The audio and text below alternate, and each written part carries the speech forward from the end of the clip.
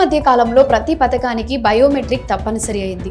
ప్రభుత్వం అమలుపరుస్తున్న ఎన్నో పథకాలు పక్కదోవ పట్టకుండా సరైన లబ్ధిదారులకు చేరే విధంగా బయోమెట్రిక్ సిస్టమ్ ఏర్పాటు చేస్తారు. ఇది రెండు రకాలుగా ఉంటుంది. వేలిముద్ర, ఫేస్ రీడింగ్. చాలా వరకు ఆధార్తో అనుసంధానమై ఉంటుంది. బయోమెట్రిక్ ప్రభుత్వ, ప్రైవేట్ రంగాల్లో ఉపయోగిస్తూ ఉంటారు. దేశంలో గ్రామీణ, పట్టణాల్లో గ్యాస్ వాడకం పెరిగిపోయింది. ఉజ్వల స్కీమ్ కింద కనెక్షన్స్ పొందిన వారికి గ్యాస్ సబ్సిడీలు వస్తున్నాయని ప్రభుత్వం పేర్కొన్న విషయం తెలిసిందే. ఈ పథకం ద్వారా లబ్ధిదారులకు 200 రూపాయల వరకు సబ్సిడీ వస్తుంది. మిగతా వారికి మార్కెట్ ధరకే గ్యాస్ సిలిండర్ కొనుగోలు చేయాల్సి ఉంటుంది. తాజాగా గ్యాస్ వినియోగదారులకు సంబంధించిన ఓ న్యూస్ సోషల్ మీడియాలో వైరల్ అవుతుంది. ఈ నెలాఖరులోగా గ్యాస్ వినియోగదారులు బయోమెట్రిక్ అప్డేట్స్ చేసుకోవాలట. ఇటీవల బయోమెట్రిక్ అప్డేట్ చేసేందుకు గ్యాస్ ఏజెన్సీ వద్దకు వెళ్లాలని వినిపించినా ప్రస్తుతం గ్యాస్ సిలిండరీ చేసేవారి కస్టమర్ల నుంచి బయోమెట్రిక్ అప్డేట్స్ చేస్తున్నట్లు తెలుస్తోంది.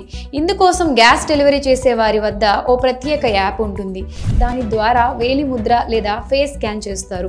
ఒకవేళ గ్యాస్ డెలివరీ చేసేవారు రాకుంటే ఏజెన్సీ షాపులకు వెళ్ళైనా అప్డేట్ చేయించుకోవాలని అంటున్నారు. ఒకవేళ అప్డేట్ చేయని ఎడల సబ్సిడీ లభించదని అంటున్నారు. ఇప్పటి వరకు కొంతమంది వినియోగదారులు బయోమెట్రిక్ అప్డేట్ గురించి సమాచారం లేదని అంటున్నారు. ఇక గ్యాస్ నిబంధనల విషయంలో గ్యాస్ డీలర్లకు కూడా గందరగోళంగా ఉంది. డిసెంబర్ 31లోగా గ్యాస్ సబ్సిడీదారులు తప్పకుండా వేలిముద్ర కానీ ఫేస్ స్కాన్ చేయడం కానీ తప్పకుండా అప్డేట్ చేయాలని సోషల్ మీడియాలో వార్తలు వస్తున్నాయి. కొత్త ఏడాది 1వ తేదీ నుంచి కొన్ని నిబంధనల్లో మార్పులు వస్తుంటాయి. వాటిని ముందుగానే గమనించి పనులు చేసుకుంటే ఇబ్బందులు ఉండవని, లేదంటే ఆర్థికంగా నష్టాలు వచ్చే అవకాశం ఉందని అంటున్నారు. గ్యాస్ వినియోగదారులు బయోమెట్రిక్ అప్డేట్స్ విషయం సాధ్యమైనంత వరకు ఎక్కువగా ప్రచారం జరగాలని కోరుకుంటున్నారు. మరి ఈ విషయంపై మీ అభిప్రాయాన్ని కమెంట్ సెక్షన్లో కమెంట్ చేయండి.